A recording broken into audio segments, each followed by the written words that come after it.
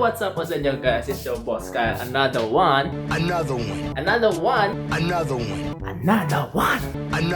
For the vlog for the day. So, kung bago pa lang kayo sa aking channel, huwag niyo kalimutan na mag-like, share, at subscribe to my channel. At i-click yung notification bell para updated kayo sa aking mga vlogs, okay? So, ito guys. So, 10 minutes ago, meron kasi akong napanood na isang content creator or vlogger na nag-content kasi siya ng appendix. So, parang naisipan ko na i-share ko sa inyo yung story ko noon na naoperahan po ako ng appendix. Actually, guys, totoo guys, naoperahan po ako ng appendix noon at 2017 yung year. So, yun. Yung na-experience yung so ito guys, yung na story yung naranasan ko sa appendix noon, which is nung araw na yun, on that day, December 10 ng umaga.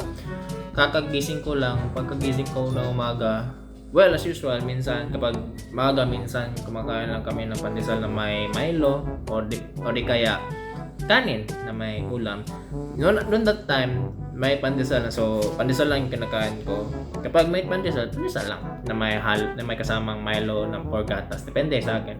So yun, naisipan ko lang na pagkatapos akong kumain ng pandesal doon, magbabasketball ako ng time. Kaso lang, pagkatapos akong kumain ng pandesal, pero na pinapahinga ko lang yung tiyan ko kasi kakatapos ko lang kumain noon.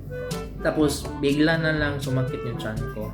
So, akala ko lang talaga noon is napanuhutan, pagtulan ako napanuhutan lang ko ato, sakit na kong tiyan, napanuhutan. At that time, bigla na lang sumakit yung tiyan ko. So, akala ko lang namin na napanuhutan lang, pagtulan ako napanuhutan lang ko. So yun, nilagyan ko lang na ng efficacent oil para at least ma-lessen lang yung sakit ng tiyan ko. And then, ilang oras na, ilang minuto na hindi pa rin nawawala yung sakit ng tiyan ko. So yun, tinawag ko yung mama ko na parang hindi na to normal sa akin. Hindi naman nagbago, hindi na nag-lessen yung sakit ng tiyan ko. So yun, parang akala namin na napanuhutan lang gani.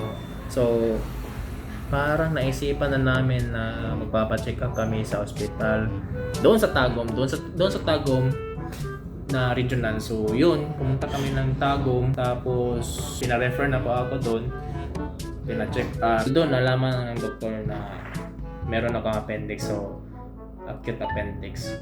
Yun, parang na-desisyonan na lang namin na operahan po ako nandun. So wala kaming choice nun kasi kinakailangan. So parang sinasabi nila na appendix yun.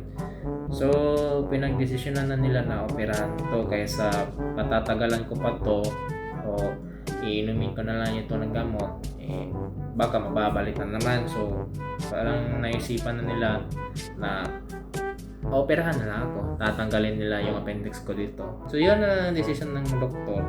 So wala akong magagawa. Operahan pa ako na at time mga 10 p.m. or 11, di sure, ng gabi. 10 to 11 p.m.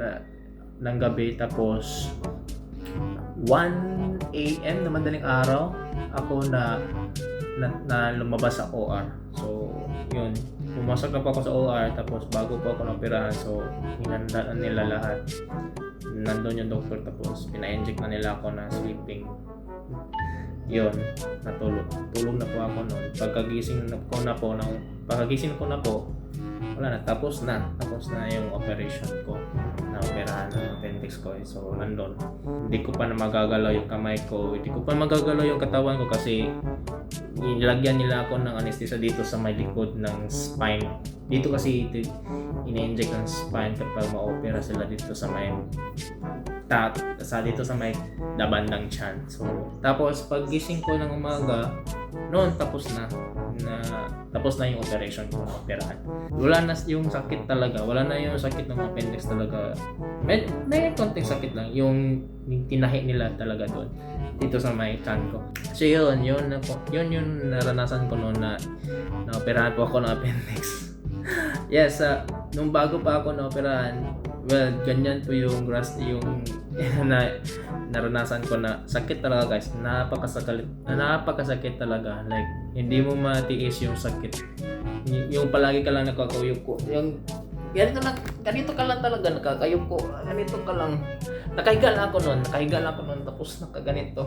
Hindi ako makakagalaw. Kahit konti lang, hindi talaga. Mahirap talaga. Masakit talaga guys. Masakit talaga. And then nung pagkatapos na ako na operahan yun, na gumagaan na yung pakiramdam ko na hindi na masakit yung tiyan ko. Yun lang kasi yung rason talaga na appendix. Yung sumakit yung tiyan ko. Pero iba yung sakit sa napunuhan. Lahi ang sakit sa napanuhutan o lahi po ang sakit sa na-appendix. Konti lang yung difference. So, yun na yung naranasan ko noon na operahan po ko ng appendix. So, yun guys. Yan mo na yung i-share ko sa inyo tungkol sa akin. Well, na-share ko na nakita ko lang sa video na yung isang content creator na tungkol sa appendix na. So, at least alam niyo na kung ano yung tungkol sa akin na operahan po ako noon. So, that is it guys. So, yun, na-operahan po ako ng appendix. Matagal na. Yung couple of years na 2017, matagal na yun eh. Matagal na. So, yun. Yan yung story ko nung na-appendix po ako noon guys. So, yan na guys. So, I hope you like this video. So, huwag niyo kalimutan na mag-like, share, and subscribe to my channel. At saka click yung notification bell para updated kayo sa aking mga vlogs. Okay, so yun kasi yung yung experience ko na appendix po ko guys. Okay, I'll see you around for the next vlog. So, huwag niyo kalimutan, I'm the best, you're the best, and we are the best guys. So, peace.